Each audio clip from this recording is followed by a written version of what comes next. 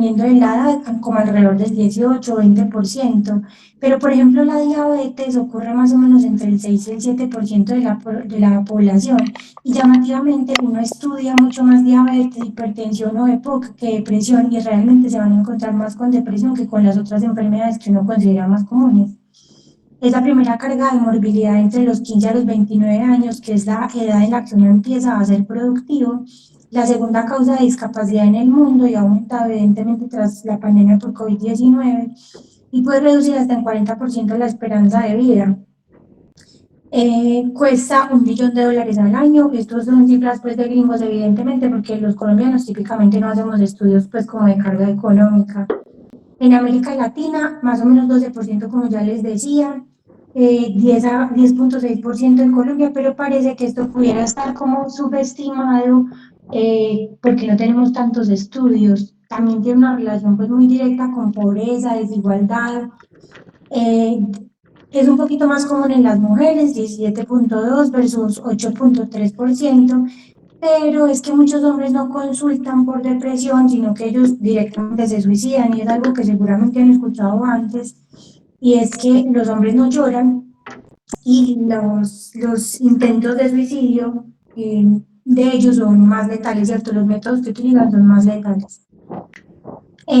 Esto sí, estudio de salud mental, eso se hizo en Medellín en 2019 y lo dirigió la Universidad CES, pues es lo más nuevo que hay, realmente no he encontrado nada de los últimos años, pero es un poquito para mostrarles las prevalencias de vida. Miren que la edad donde es más común es entre 30 a los 44 años. 416 millones de personas sufren de depresión en el mundo, pues este es un número gigante que es súper importante tener como en la cabeza. Factores de riesgo genéticos, la heredabilidad está entre el 37 y el 75%. Este número varía mucho dependiendo del tipo de la depresión. Cuando hablamos de depresión atípica, esa heredabilidad es alrededor del 37 al 40, y cuando hablamos de depresión melancólica, sobre todo depresión con síntomas psicóticos, esto sube hasta el 75%, que es la heredabilidad que también tienen otras enfermedades mentales graves como la esquizofrenia y el trastorno bipolar.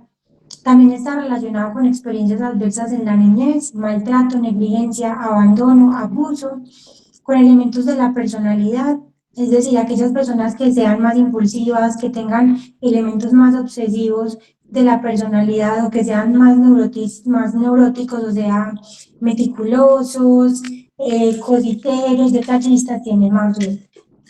Luego, factores sociales, por ejemplo, los hombres separados o viudos, esto lo han visto en las películas, en el anime, en todas partes, y es que como que un hombre pierde a su esposa y no vuelve a ser el mismo. También mujeres con 3 o más niños menores de 11 años y que estén desempleadas, pues esto es algo que uno se imagina fácilmente, pues uno con 3 chinos chiquitos y sin trabajo y estando soltera o siendo como la única fuente de sustento de su familia, pues evidentemente tiene más riesgo.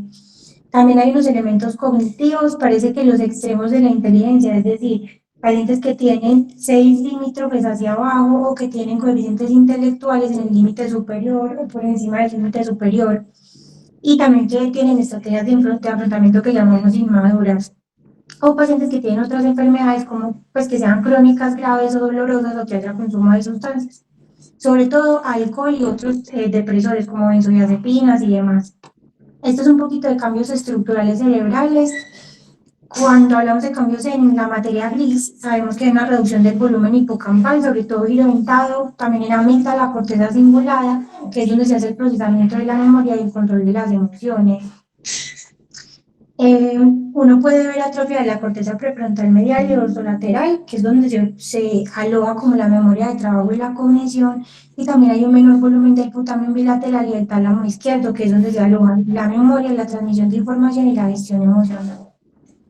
Hay otros cambios estructurales cerebrales en sustancia blanca, por ejemplo, cuando se estudian valores de fracción de anisotropía, se encuentra que son bajos en cuerpo calloso, hemisferio cerebeloso derecho y plasma longitudinal superior bilateral.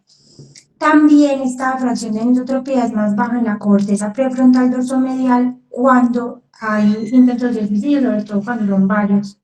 Y el área prefrontal medial ventral se ve también reducida en pacientes con depresión refractaria al tratamiento. Respecto del diagnóstico, sigue siendo clínico. Los psiquiatras, los internistas y los cirujanos probablemente somos los especialistas que más clínica utilizamos.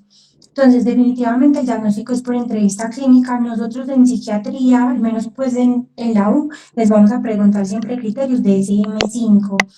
Se van a encontrar siempre criterios CIE-10 en las clínicas y en los hospitales porque cuando los hospitales tienen que pagar un sistema de historia clínica, ese precio varía dependiendo si solamente tienen CIE-10 o DSM-5, pero DSM-5 solamente sirve para psiquiatría, neurología, trabajo social, psicología, mientras que CIE-10 tiene ginecología, ortopedia, medicina interna y todo lo demás, entonces vale mucho más la pena pagar CIE-10, pero nosotros les vamos a preguntar DSM-5 y también se deben apoyar de examen físico y neurológico. Hay múltiples escalas para hacer el diagnóstico o ayudarse en el diagnóstico. La escala Hamilton, la MADRS y la ZUNG están pues muy estudiadas. La PHQ-9 y el SAT-Persons están validadas al español y en Colombia y son pues más cortas, más fáciles de hacer. Esos son los criterios del CM5.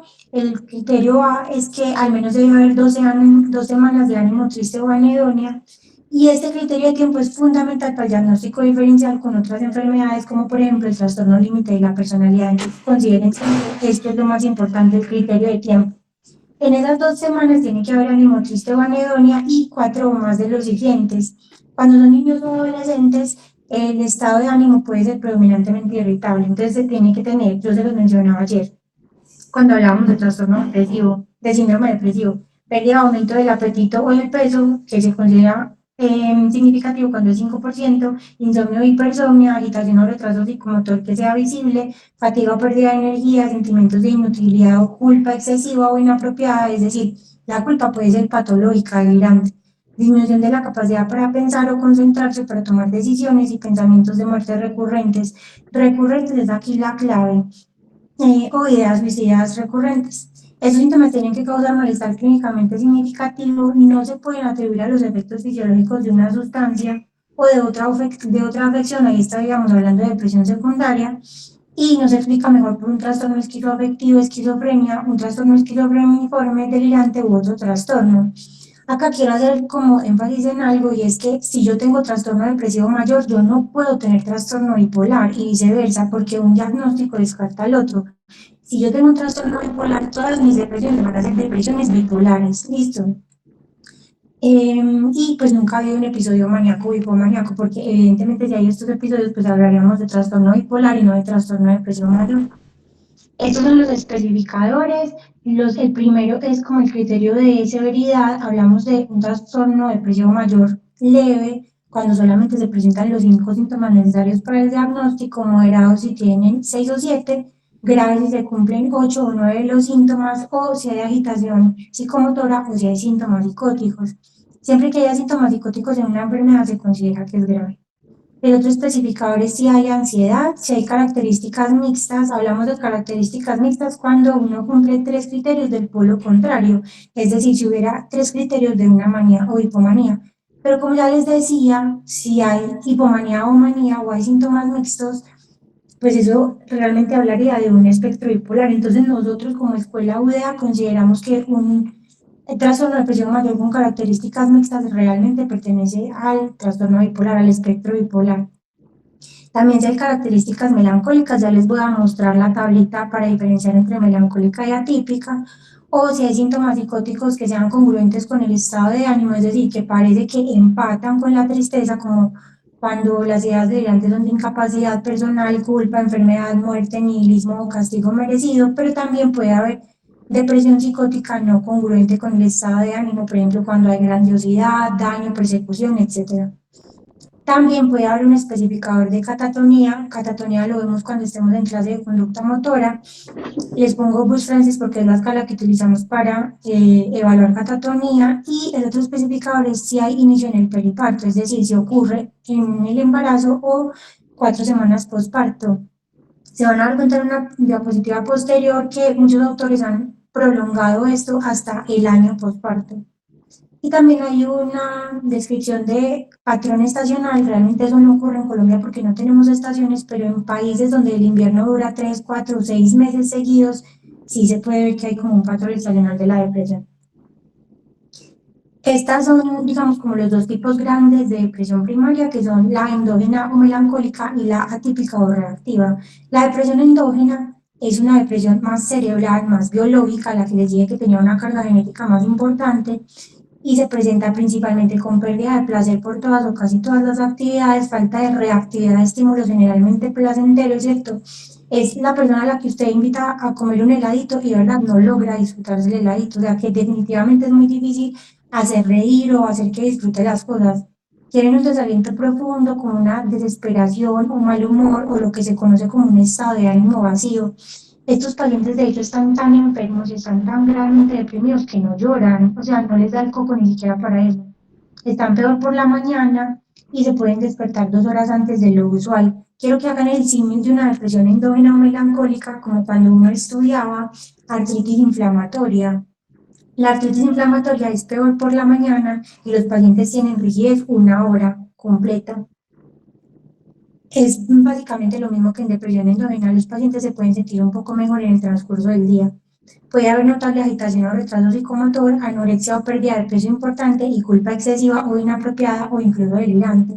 En cambio, en la depresión atípica o reactiva, sí hay reactividad del estado de ánimo, ¿cierto? Es ese amigo de uno que uno logra hacer que, por ejemplo, se bañe y se vista y salga con uno a tomarse una cerveza, por ejemplo, es decir, uno logra activar o como, sí, como modificar un poquito el estado de ánimo.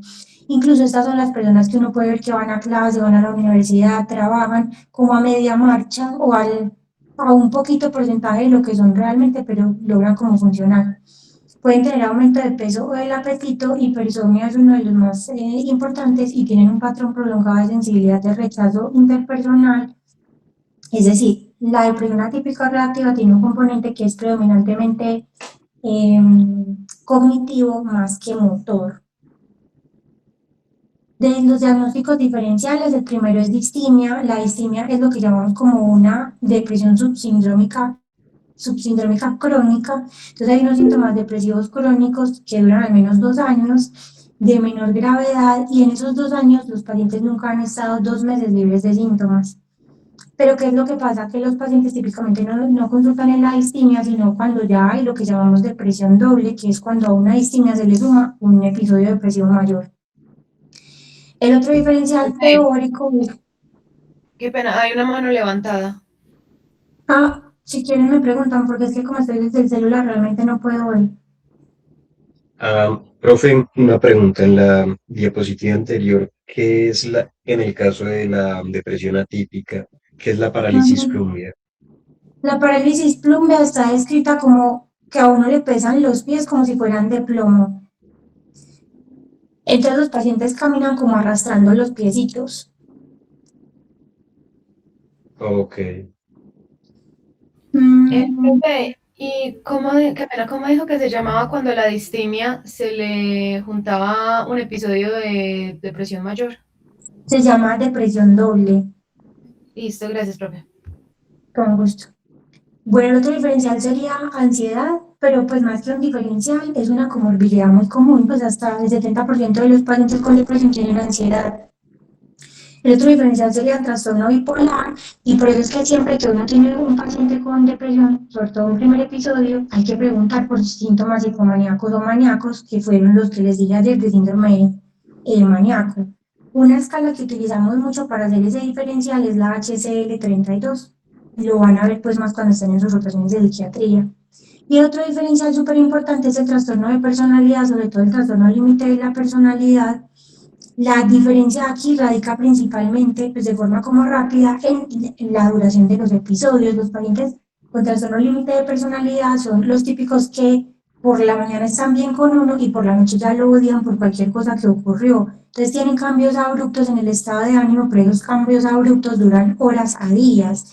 Mientras que ayer vimos que para un episodio maníaco uno necesita al menos 5 a 7 días, o menos pues en el caso de que uno necesite hospitalizarse, pero sí o sí para el diagnóstico de un episodio depresivo mayor necesita 2 semanas. Y en el trastorno límite, pues los pacientes le dicen a uno como tipo, ¿cuánto es el tiempo máximo que vos has estado triste? Y le ponen a uno, así de seguido, por ahí 2 días, 3 días. Entonces eso descarta el trastorno depresivo mayor. El tema aquí es que tener un TLP le da muchísimo riesgo a los pacientes de tener el trastorno depresivo al mismo tiempo. Otra cosa que les puede ayudar a diferenciar es como la respuesta al tratamiento. Esos pacientes que han recibido 20 psicofármacos diferentes y nunca han respondido, pues probablemente no tienen un trastorno depresivo mayor, sino que tienen algo más de la personalidad. Y la historia de vida. Es mucho más común en los pacientes con trastorno límite que haya historia sobre todo de violencia física o de abuso. Dependiendo de donde uno lo lea, el 80% de las pacientes con trastorno límite de la personalidad sufrieron abuso sexual en algún momento. ¿Cuánto dura un episodio depresivo mayor? O cuando hablamos de trastorno depresivo mayor y ya ha habido episodios recurrentes, es decir, 2 o más en la vida, un solo episodio puede durar entre 4 y 16 semanas. Imagínense uno 4 meses deprimido. En 4 meses uno pierde el trabajo, pierde al novio, lo echan de la casa, pues pasan demasiadas cosas. Un primer episodio leve puede durar de 4 a 8 semanas y la cosa es que los episodios leves no les van a llegar a ustedes a consulta, probablemente no lo van a ver en sus rotaciones porque ese es el tipo de gente que dice, me siento muy mal, voy a sacar una semanita de vacaciones, se va para, no sé, para Santa Fe de Antioquia con los amigos, descansa, toma el sol y de verdad se empieza a sentir mejor. O cambia el trabajo tóxico que tiene, o se aleja de la gente mala con la que está, pues no sé, y de verdad mejora. Entonces asuman que si los pacientes llegan a consultar es porque ya están en un episodio moderado o severo. Un episodio moderado dura de 2 a 6 meses y uno severo o con síntomas psicóticos, pues aquí estaría incluido los 8 a 9 síntomas o los síntomas psicóticos, puede durar hasta 12 meses, imagínense, uno sintiéndose así un año completo. 13% de los pacientes con depresión pudieran llegar a suicidarse. Esto depende de donde uno lo lea y también de la severidad de la depresión, pero es un número gigante, 20 veces más que la población general. Y aquí a veces me hacen una pregunta y es ¿por qué la población general se suicidaría? Y es que hay otras causas, sobre todo como de ajuste a situaciones agudas que pueden terminar en suicidio, como por ejemplo que usted esté en su trabajo y lleguen a avisarle que tiene que irse preso porque lo acusaron, no sé, de robar una cosa al Estado o de abuso sexual o alguna cosa y usted decir, bueno, madre, me acabó la vida y tirarse literalmente de ese piso donde estaba. Pues eso no estaría asociado como a depresión antes, sino como a trastornos de ajuste o a respuestas de ajuste. La depresión en general aumenta el riesgo de infarto, obesidad, síndrome metabólico y diabetes tipo 2. Por eso es que todas las guías de riesgo cardiovascular y cuando estén en medicina interna lo van a notar, recomiendan que a los pacientes se les hagan 2 preguntas básicas, que son básicamente un PHQ-2, que es por el estado de ánimo, es decir, de ánimo cómo has estado, y si hay ideas de muerte pues, o de suicidio. También aumentan el riesgo de enfermedad de Alzheimer y enfermedad de Parkinson y cualquier tipo de demencia con un RR de 1.96, de gastroenteritis no infecciosa, de osteoartrosis, de trastornos del sueño, incluyendo apnea del sueño y trastornos funcionales de tracto genitourinario. En todas sus rotaciones de aquí en adelante se van a encontrar que todas las especialidades tienen un equivalente que llamamos ansioso. En otorrino van a haber tinnitus, en neurología van a haber migraña, en medicina interna van a haber síndrome de intestino irritable, en gastro y en cirugía van a haber gastritis crónica, enfermedad por reflujo gastroesofágico, todas las especialidades tienen equivalentes ansiosos y depresivos. Y ahorita vamos a hablar entonces de depresión secundaria. ¿Hasta ahí vamos bien? ¿Ya se Sí. durmieron? Sí, profe. Está bien. Bueno, Entonces, entre el 23% y el 41% de las personas con una base. fue una pregunta Sí. nuevamente, sobre los como tipos de depresión, la melancólica y la típica. Eso al final, pues el detectarla o lograr como clasificarla, mm, cambia un poco el manejo que uno haría con el paciente o, pues Sí, no sí cambia, farmacológico, pero sí. Ok, sí, cambia tanto el tratamiento farmacológico como el tiempo de tratamiento, como la respuesta y el pronóstico, realmente son muy diferentes.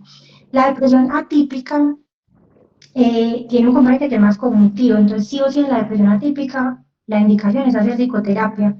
Responden muy bien a los ISRS, que son inhibidores selectivos de la recaptación de serotonina, pero sobre todo a la psicoterapia.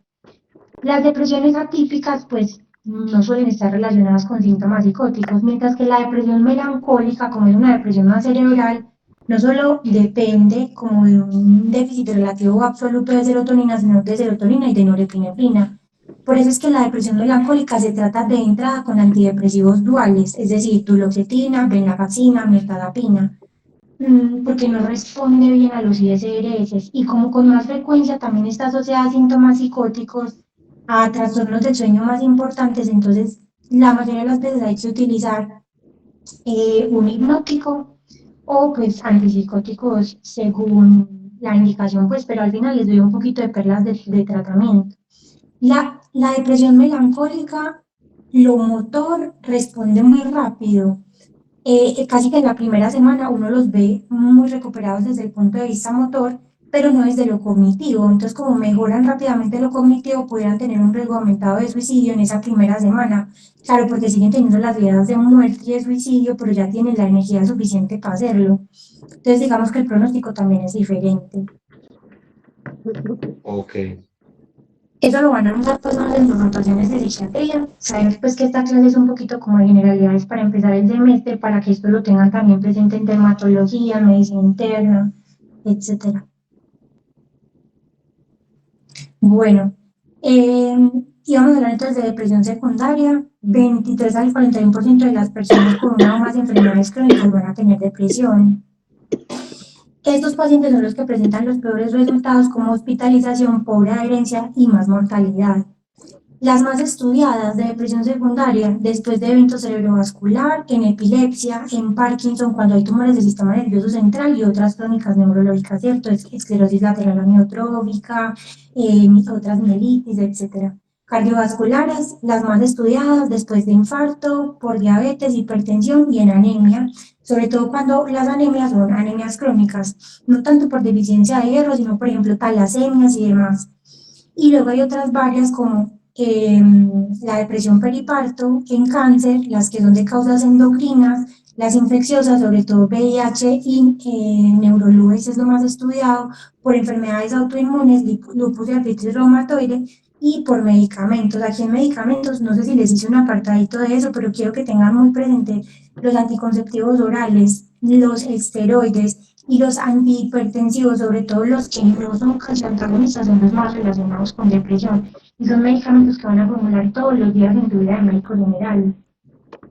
La depresión clínicamente significativa se tiene que tratar en pacientes con otras enfermedades por la carga psicológica y la asociación con peor calidad de vida. Esto lo van a ver mucho en dermatología cuando estén viendo psoriasis o cuando estén viendo otras enfermedades crónicas de la piel. Estancias hospitalarias más prolongadas, un mayor sufrimiento general, menor cumplimiento del tratamiento. Esto está súper estudiado en neurología en epilepsia, es decir, los pacientes que tienen epilepsia y que hacen depresión tienen muchísimas más convulsiones con más frecuencia y más refractarias al tratamiento. Estos pacientes se mueren más, sobre todo cuando hay malignidad, pues cáncer, tienen endocrinas, tienen un deseo de muerte acelerada y pues tienen más tasas de suicidio, tasas más altas de suicidio.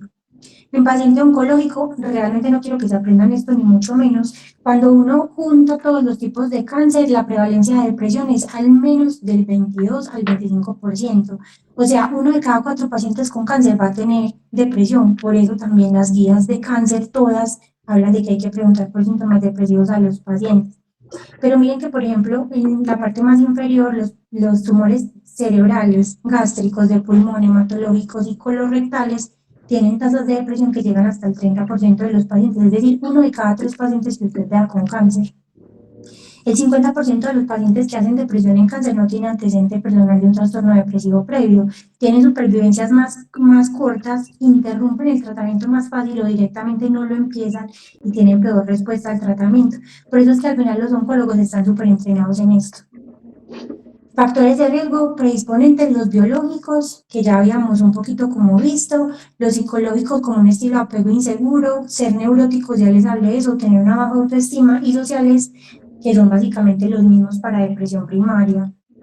Estos son los criterios de Endicott, es como una tablita, esto sí le pueden tomar una fotico o tenerlo como en el celular, y es que muchos de los síntomas en cáncer en pacientes que están en tratamiento por cáncer se parecen a los síntomas de la depresión. Entonces, ¿qué sugieren estos criterios? Que los síntomas somáticos se reemplacen por síntomas no somáticos, es decir, más cognitivo, la anedonia, es decir, la dificultad para disfrutar las cosas que antes se disfrutaban es más específico de la depresión, porque es que la fatiga también puede ser muy propia del cáncer. Respecto a la depresión periparto, 20% de las gestaciones, es decir, una de cada 5 maternas que usted vea puede tener depresión periparto. Lo mismo que ahorita les decía, todas las guías de ginecología, cuando vayan a hacer control prenatal y todo, indican que a toda materna se le debe preguntar en todas las evaluaciones, es decir, en todos los controles prenatales, en todas las citas, los mismos 2 síntomas, de ánimo como has estado y si has tenido ideas de muerte o de suicidio. Los síntomas afectivos inician durante el embarazo y se extienden hasta incluso los 12 meses postparto, que era que les decía antes. Los factores de riesgo, el antecedente personal de un trastorno depresivo, el bajo soporte psicosocial y una mala relación de pareja. La cosa es que el embarazo mismo es un factor de riesgo para tener depresión, pues porque hay muchísimos cambios biológicos, psicosociales. Básicamente es tener un pequeño parásito que se tiene que alimentar de uno a costa de uno no poder trabajar y ser la misma persona, ¿cierto? Y el diagnóstico pues sigue siendo clínico, la idea es hacer una evaluación completa de la historia del médico, se pueden utilizar herramientas de tamizaje, pero pues el estándar de oro sigue siendo la entrevista clínica, sigue siendo preguntarle a su materna de verdad cómo se siente. Esta es la escala de Edimburgo, que es una escala que está validada al español, que pueden utilizar para las maternas, es una de las que más utilizamos.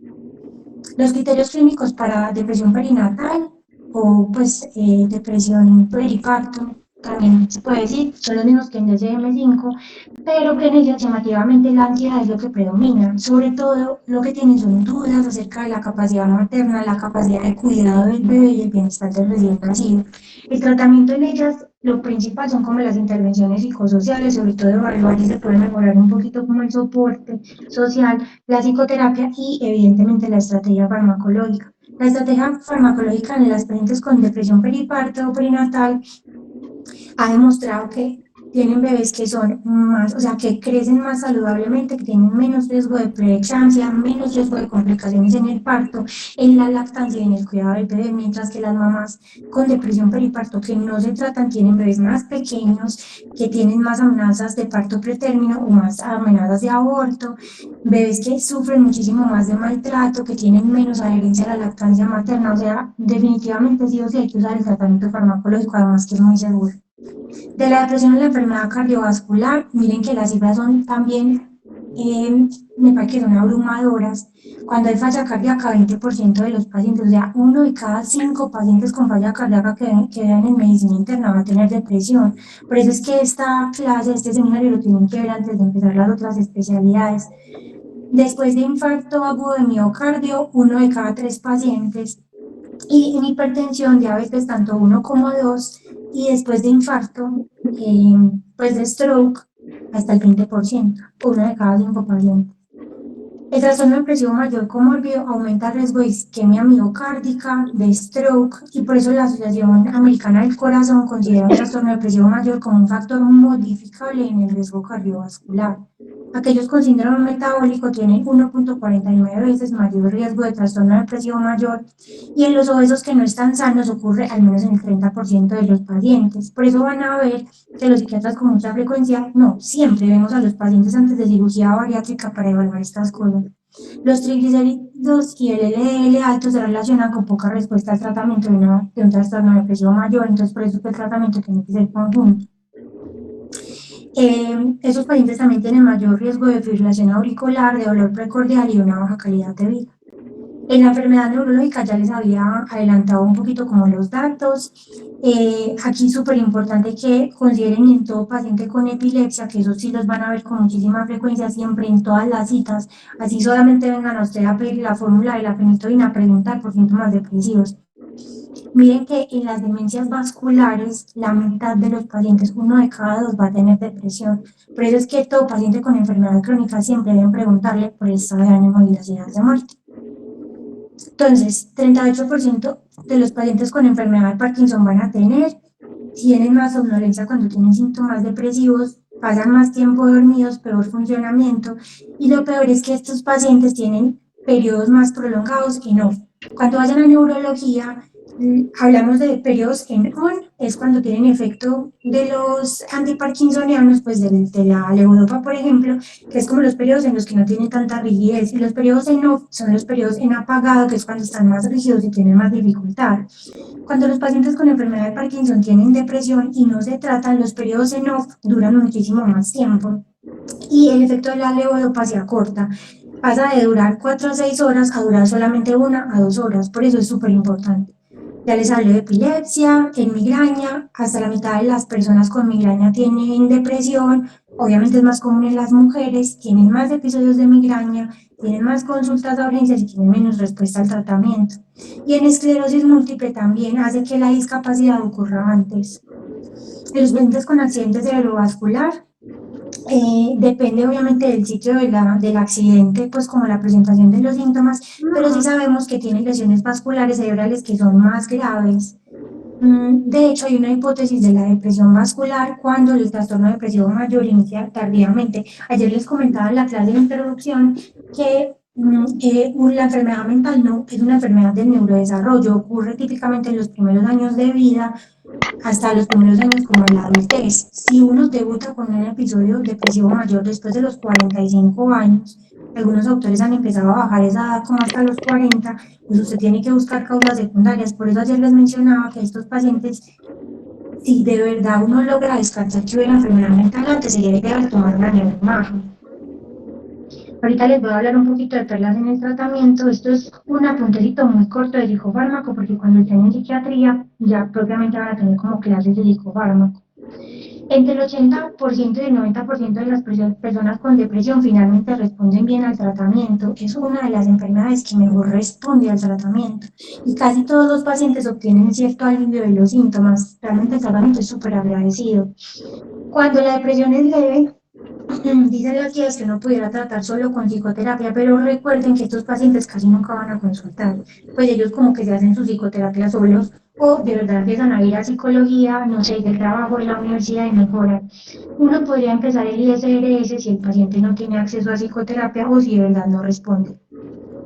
Luego los episodios moderados, siempre se les va a empezar un antidepresivo más la psicoterapia. Aquí uno puede empezar primera línea, que son ISRS, duales u otros, pero cuando la depresión es severa, usted primero empieza el antidepresivo, según el especificador va a empezar un antidepresivo dual o un antipsicótico, y después de que los pacientes hayan mejorado, es decir, cuando lleven al menos un mes, pudieran empezar la psicoterapia, porque es que teniendo un trastorno depresivo mayor, pero severo con síntomas psicóticos, la psicoterapia a usted no le va a entrar. La inversión en el tratamiento de la depresión y la ansiedad tiene un rendimiento del 400%. Esto es una cosa gigante. Por cada dólar que usted invierta en el tratamiento de la depresión, usted obtiene $4 a cambio.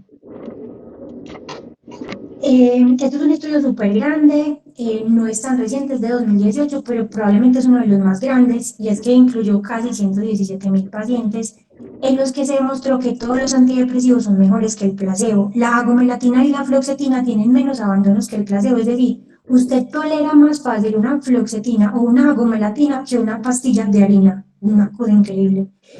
Los antidepresivos tricíclicos, la venlafaxina y la fluoxamina, junto con la duloxetina, son como los menos tolerados, pero ya les voy a dar unas clavecitas para que esos los usemos como en pacientes seleccionados. Esta es la gráfica de ese estudio donde se demuestra que ninguno de los antidepresivos pasa por el 1, es decir, todos son más efectivos que el placebo. Esta es la recomendación pues como de primera línea de tratamiento de las guías canadienses de tratamiento de la depresión. Entonces, en la primera línea estarían primero los ISRS, aquí están citalopram, escitalopram, fluoxetina, fluoxamina, paroxetina, sertralina. Aquí meto la ortioxetina, que aunque realmente tiene un mecanismo de acción que es como multimodal, pues se parece más a los ISRS. Aquí están en orden alfabético, no en orden en el que los utilizamos. En la primera línea también están los duales, aunque de alguna manera los otros los dejamos para el segundo intento, excepto en depresión melancólica, porque son un poquito más difíciles de tolerar, y aquí están la esvenlafaxina, la duloxetina y la venlafaxina, y también están otros varios que tienen como mecanismos diferentes, que ya los van a ahondar en psiquiatría, que son agomelatina o propionimetalapina. En la segunda línea estarían clomipramina, que es un antidepresivo tricíclico, realmente lo tenemos más reservado para TOC, la quetiapina y la trazodona. La tercera línea de tratamiento de las vías CALMAT, realmente el tratamiento farmacológico no está disponible en el país. Pero las clínicas, los ISRS son primera línea en casi todos, excepto pues en melancólica porque uno prefiere un dual. Se utilizan muchísimo en los niños en el embarazo.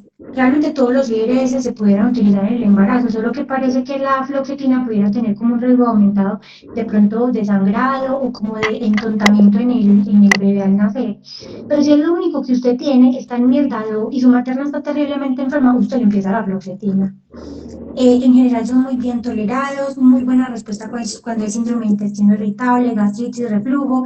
En el caso de síntomas gastrointestinales, el ISRS como que ha tenido mejor resultado es la paroxetina. Pero la paroxetina también da muchos síntomas de discontinuación y es que cuando los pacientes lo dejan súbitamente de tomar, sienten como la cabeza rara, mareo, enrutamiento, dolor de barriga. Pero eso realmente no es una abstinencia. Eh, la sertralina es probablemente el antidepresivo que más nos vean utilizar, sobre todo cuando hay depresiones secundarias, porque es la más segura respecto al riesgo cardiovascular, epilepsia, además. Los duales se utilizan si, por ejemplo, no hubo respuesta a un primer ISRS, en depresión melancólica, en dolor crónico, está aprobada duloxetina principalmente, o cuando hay usuarios de warfarina por las interacciones o cuando hay alteraciones de la coagulación, utilizamos desvenlafaxina. Casi que tenemos desvenlafaxina reservado para esas cosas de la coagulación porque vale 5 veces más que la venlafaxina y básicamente el efecto es igual. La mirtazapina es súper buena opción en los ancianos, cuando hay pacientes con bajo peso, porque da hambre, aumenta el apetito. En pacientes con cáncer, por lo mismo, no solo porque respondan muy bien y el efecto es dual, sino porque los ayuda como a recuperar el peso. Cuando hay insomnio, cuando hay depresión melancólica y también cuando hay trombocitopenia o otras causas pues de sangrado, porque no repercuten como en la agregación plaquetaria como los ISRS y los duales. El bupropión es un antidepresivo más activador, entonces se utiliza en el día. Lo hemos utilizado mucho en TDAH porque les ayuda como a mejorar la concentración cuando hay somnolencia excesiva, cuando hay sobrepeso. De hecho, está aprobado por FDA para usar en trastorno por atracones, cuando hay riesgo de sangrado, por lo mismo, porque realmente él es un antidepresivo dopaminérgico, no es serotoninérgico, entonces no se mete como con la función plaquetaria. La agomelatina es un antidepresivo al que yo particularmente le tengo muchísimo cariño, ya les mencionaba, es más fácil tolerar una agomelatina que una pepa de harina. Es muy útil cuando los pacientes no han tolerado otros, cuando los pacientes tienen antecedentes de glaucoma o insomnio, porque tienen un mecanismo de acción muy particular y es que no actúan ni en serotonina, ni en norepinefrina, ni en dopamina, sino que actúan los receptores de melatonina, MT1 y MT2. Y funciona muy bien en los pacientes que son neuroatípicos, sobre todo pacientes con trastornos del espectro autista, que les va súper mal con todos los otros antidepresivos, responden muy bien a la bromelatina. Los tricíclicos, pues los tenemos reservados para pacientes jóvenes que no tienen nada cardiovascular y los pacientes con TOC, pero eso lo verán pues después, y es que el TOC es muy resistente al tratamiento, entonces ellos aguantan medicamentos que los otros pacientes no. Estrategias de aumentación, tenemos la quetiapina, el aripiprazol, la olanzapina, que son antipsicóticos. Cuando hablamos de estrategias de aumentación, es lo que les mencionaba antes, pacientes que tienen síntomas psicóticos, depresión melancólica.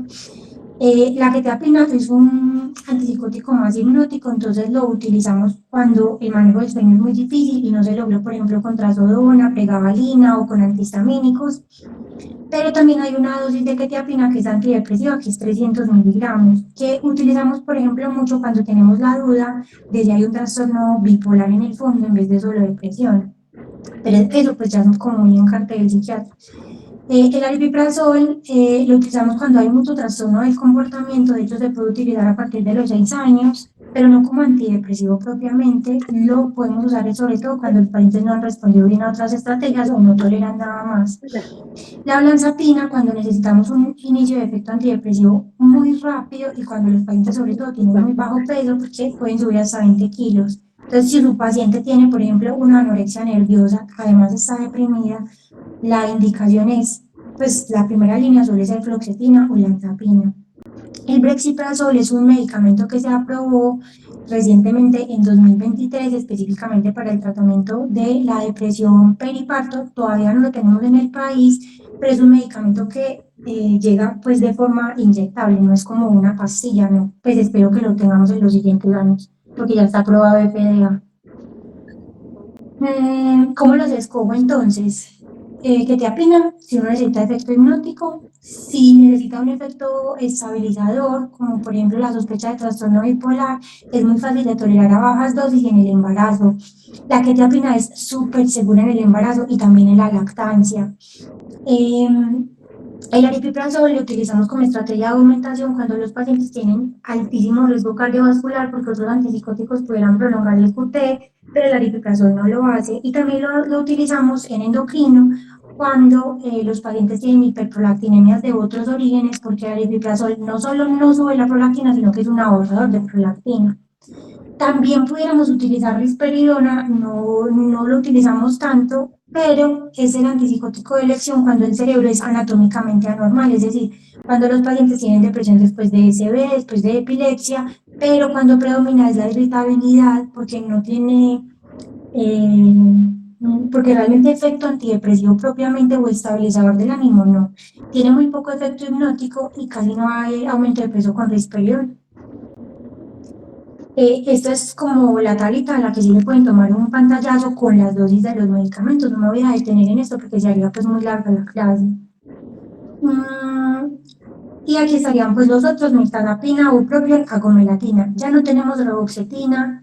La trazona realmente no la utilizamos como un antidepresivo porque el efecto antidepresivo empieza en los 300 miligramos, pero típicamente los pacientes están muy sedados con esa dosis, entonces solo lo utilizamos como un hipnótico asociado. El embarazo, entonces, igual ya les adelanté, la primera línea son los ISRS, son los medicamentos de primera línea y son muy seguros del embarazo, en general niños y para el resto de las rotaciones de ahora en adelante en la vida. Si su materna tiene psicofármacos, déjela en paz. La excepción es si tiene ácido valproico o carbamazepina. Si tiene ácido valproico o carbamazepina, quíteselo porque eso sí o sí es teratogénico, pero todo lo demás es tan seguro en el embarazo. Se ponen a quitarles, nosotros hemos tenido maternas en Soma con 50 miligramos de quetiapina por un trastorno bipolar, pues es una dosis ridículamente pequeña y se la quitan y el embarazo hacen la depresión psicótica. Claro, llegan aquí diciendo que lo que tienen en el abdomen no es un bebé sino un robot y que se lo tienen que sacar por haberle quitado 50 miligramos de quetiapina. Entonces a las maternas, porfa, me las dejan en paz con los psicofármacos, no me a los psicofármacos en el embarazo.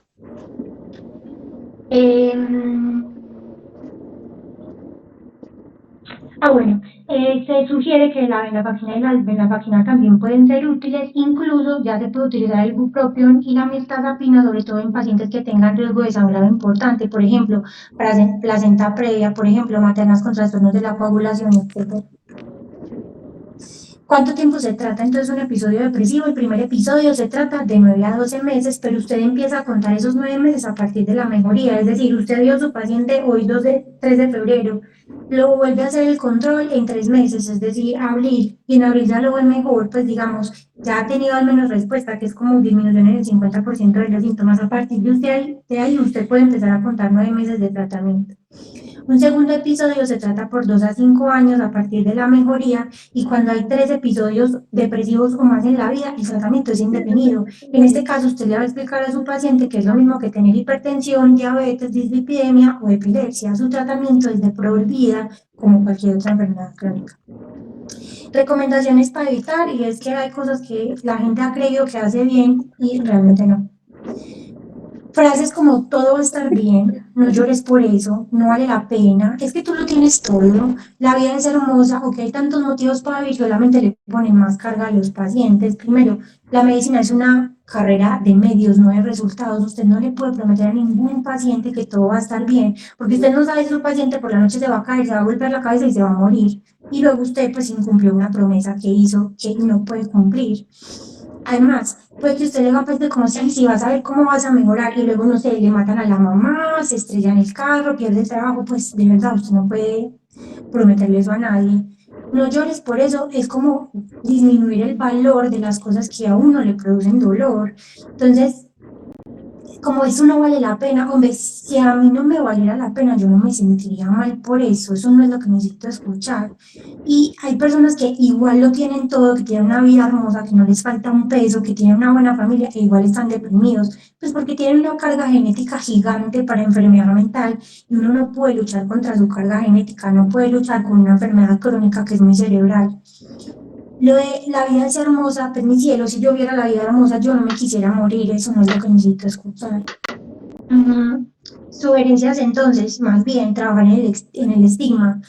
Decirle a los pacientes tipo, tenés una enfermedad que tiene tratamiento, busquemos ayuda, empecemos el tratamiento suele ser muy efectivo, en general las personas lo toleran bien, metamos de toda la ficha a que te vaya bien con tu tratamiento, evite las promesas vacías, entonces diga cosas más bien como haremos lo posible, vamos a completar los estudios, si este medicamento te cae mal puedes venir por un ladito y lo podemos cambiar, siempre hay otras opciones de tratamiento. Ofrecer ayuda es mucho más efectivo cuando las personas se sienten mal, decir como, parce, lamento tanto que te sientas así, ¿qué te traigo? Te traigo agua panelita con leche, ¿cómo te ayudo? ¿Cómo te puedo dar un poquito de alegría? ¿O cómo te quito un poquito del peso que tienes en este momento? Y pues evitar poner más carga, ¿cierto? Termino diciendo que la expansión de los servicios de salud mental contribuirá a lograr una de las metas de los Objetivos de Desarrollo Sostenible que se aprobaron pues para que se aprobaron en 2015 por las Naciones Unidas, y es que a 2030 se quiere reducir en un tercio la mortalidad prematura por enfermedades no transmisibles mediante su prevención y tratamiento y promover la salud mental y el bienestar. Niños, eso es todo lo que tenía para hoy. No sé si tienen más preguntas. Mil gracias por esperar en la mañanita para que me pudiera yo acomodar. Profe, es una pregunta sobre la olanzapina. Usted mencionó que tiene como una acción rápida, pues en caso tal de que se requiera que el antidepresivo inicie un efecto rápido. Ujú. Eh, pues con ese medicamento no se ve como un aumento del riesgo, como pues por ese inicio rápido, no sé, del Tengo riesgo de intento de suicidio como por esa activación. la olanzapina realmente no es activadora, da muchísimo sueño. La Ok, usamos como estrategia de aumentación cuando hay síntomas psicóticos y cuando los pacientes no están durmiendo nada o cuando hay agitación psicomotora como muy importante, pero no es lo típico, se van a dar cuenta que no es tan frecuente que la utilicemos. Y de todas maneras, cuando un paciente está tan gravemente enfermo, pues típicamente se va a quedar hospitalizado. Entonces, si hubiera como una mejoría muy rápida de los síntomas motores y que eso facilitara como un intento de suicidio, pues los pacientes están hospitalizados, ¿cierto? Pero realmente los avisos como de esto pudiera aumentar el riesgo de suicidio están es con los antidepresivos, no con los antipsicóticos. Pero ese riesgo radica en lo que yo les estoy explicando y es, no es que los antidepresivos aumenten el riesgo de suicidio, no, sino que usted primero mejora los síntomas motores y luego los cognitivos, entonces usted tiene la capacidad motora para hacer el intento. Por eso es que igual ok, yo no se los pongo acá porque van a tener una clase específica para eso, que es de la evaluación del riesgo de suicidio. Pero es como les han dicho en otras especialidades, y es ante la duda no hay duda. O sea, si usted tiene la duda y le parece que hay un paciente con alto riesgo de suicidio, déjelo. Con que usted ponga que tiene riesgo de suicidio en la historia clínica, eso nunca se lo van a glosar, nadie le va a alegar, nadie le va a decir este paciente porque sigue aquí, nadie. Todo el mundo va a hacer como riesgo de suicidio, listo. Se quedó y todo el mundo tranqui. Bueno, si un paciente listo. es para tratarle la depresión ambulatoriamente, porque es una depresión leve o moderada, pues no va a necesitar olanzapina seguramente, no va a necesitar naltrexol. Hay otro montón de preguntas, pero me tienen que hablar porque yo no sé darla. Profe, yo tenía una pregunta referente a pacientes, tal vez no necesariamente solo de trastornos depresivos, sino otro tipo de trastornos, que, por ejemplo, hay gran importancia en lo que es la farmacología, pero que no se quieran medicar. Entonces hay, pues no sé, o sea, uno va asignándoles a terapia, seguimientos, ese tipo de cosas y los va tratando de convencer de utilizar el medicamento o se buscan alternativas que no incluyan el medicamento para nada porque no están dispuestos a usarlo. Todas las opciones son viables. Nosotros en psiquiatría lo que hacemos es que primero ganamos como en adherencia a volver a la consulta. Es como, no quieres empezar el tratamiento, dale, pero dame la oportunidad de volverte a abrir una evaluación a ver cómo seguís. ¿Te parece bien si empezamos, por ejemplo, un poquito de melatonina, que es una cosa como muy natural, incluso puedes comprar gomitas en la tienda naturista, para que al menos duermas un poquito mejor y me contás cómo te va? ¿O qué te parece si mientras tanto hacemos los estudios, te pedimos la ferritina, la B12, la TSH, el hemograma y me traes los examencitos y ahí lo vamos pensando juntos? Al inicio, en esos pacientes, lo importante es ganar en adherencia a las citas, o sea, no se me pierda, vuelva para tan siquiera yo ver cómo sigue. y déjeme el teléfono de alguien, pues no sé, de un familiar, por si alguna cosa se ofrece. Pues, porque es que igual uno de los principios de la bioética es esa, que los pacientes pueden escoger. La excepción está dada cuando hay alto riesgo de suicidio, el alto riesgo de suicidio le permite a usted legalmente dejar a un paciente hospitalizado, así no quiera. O cuando hay síntomas psicóticos, porque un paciente psicótico no está en capacidad de decidir, ese, sorry, más amor, usted lo deja porque la ley lo avala a usted. Y a veces hay que empezarle tratamiento porque no está en capacidad de decidir. ¿De qué se apoya usted? Los familiares. Si no tiene familiares, usted lo ingresa, lo hospitaliza y pone eso en la historia. Que lo va a interconsultar por trabajo social, para que trabajo social intente comunicarse pues, o conseguir a alguien de familia para que nos autorice la hospitalización. Pero que ante el riesgo inminente de suicidio o el riesgo inminente de la integridad por los síntomas psicóticos, usted no lo puede dar de alta. Ok, listo, profe, muchas gracias. Por ahí Profe, hay otro. Sí. em, Pues yo quería preguntar, frente a la depresión y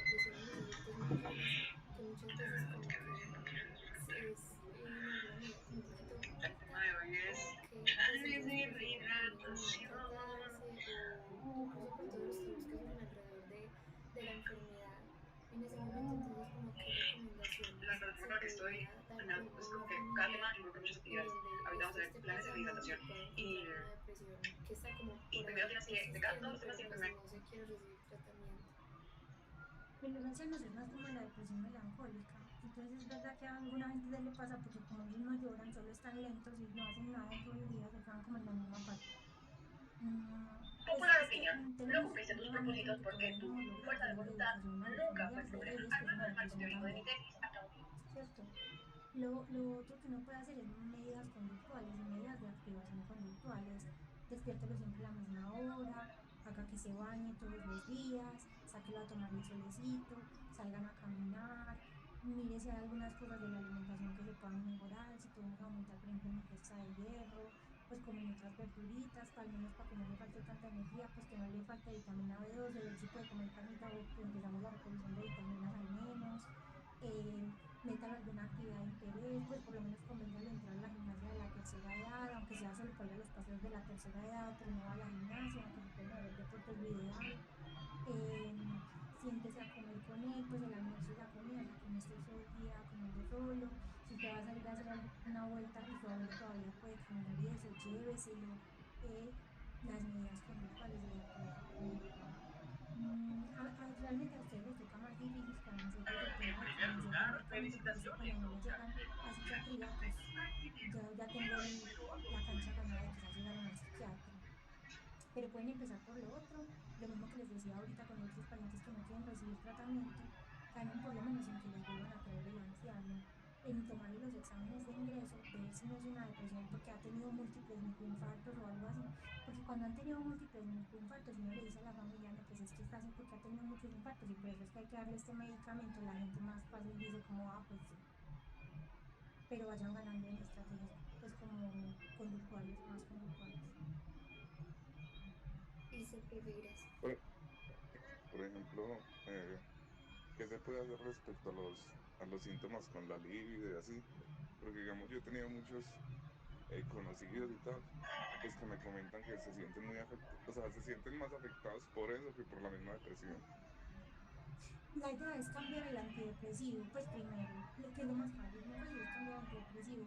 Por ejemplo, fluoxaminando, si es esos tienen unos impactos en la función sexual. El bupropión, pues realmente no tendría por qué meterse con eso. Y la mirtazapina también. El problema es los pacientes que estén obesos, mirtazapina, pues como que no es tan buena opción, pero bupropión y fluoxamina son muy buenas opciones. Y lo otro es realmente la mayoría de las causas de disfunción sexual o de disminución en la libido no están dadas por los medicamentos, están dadas por cosas alrededor de como de la vida sexual. Entre el 60 y el 70% de la disminución en la libido, de la disfunción sexual no es por medicamentos, no es por los medicamentos, sino por otras cosas. Entonces, si los pacientes se pueden dar el lujo, pues uno los puede derivar como a terapia sexual o a un psiquiatra que haga pues como sexología o algo así, es lo ideal. Pero es que, Como tranqui.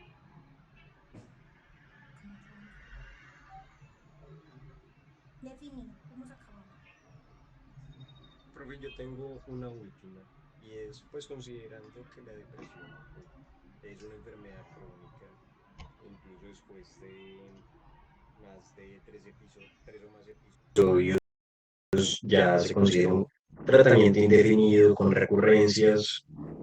Bueno, uno para las otras enfermedades crónicas, no sé, diabetes, hipertensión, por ejemplo, pues uno fácilmente puede hacer prevención en cualquier consulta, una educación.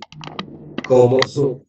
Pues considerando cómo es el tema para las personas, uno cómo haría esa educación con los pacientes, pues en una consulta como, no sé, una depresión, pues sí, puede ser un factor prevenible, intervenible.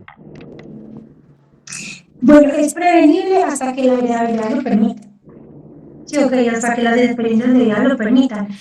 Mire, hay unas cosas que son muy bobas, pero se van a dar cuenta de algunos de sus profesores, sobre todo los endocrinos son súper buenos en esto, pues además de nosotros, y es como, querida, ¿cómo haces algo? Y les digo que nosotros anotamos en las historias clínicas cómo se llama el perro de la gente, cómo se llama la mejor amiga de la viejita que viene a contarnos cosas. Querida, ¿y doña Marina cómo está? ¿Volviste a pasear con ella? Sí.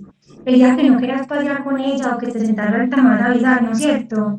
O eh, si en algún momento vos ves que estás demasiado como apachurradita, que no te quieres bañar, que no quieres salir a la calle o que no estás disfrutando las cosas, me avisas, bueno, porque eso puede pasar cuando uno tiene estas enfermedades tan largas. Mm, realmente lo van a aprender a hacer como muy a su estilo. Yo soy chacotera, soy entradora, chismosa, pues todos los psiquiatras somos chismosos realmente, pero se van a dar cuenta que cada uno como a su estilo va a aprender a avisarle a los pacientes las cosas. Entonces, mira, por ejemplo, ve, tenés una artritis reumatoide, te vamos a tener que empezar un medicamento que se llama prednisolona. Muchos pacientes que toman prednisolona se ponen bajitos de ánimo, o de pronto algunos suben de peso, o tienen insomnio, o les empiezan a llegar ideas negras a la cabeza, como meterse en culpas, o que qué pereza esta enfermedad, o que qué pereza la vida. Si aparece alguna de esas cosas, por favor me vas a contar y vemos qué hacemos juntos.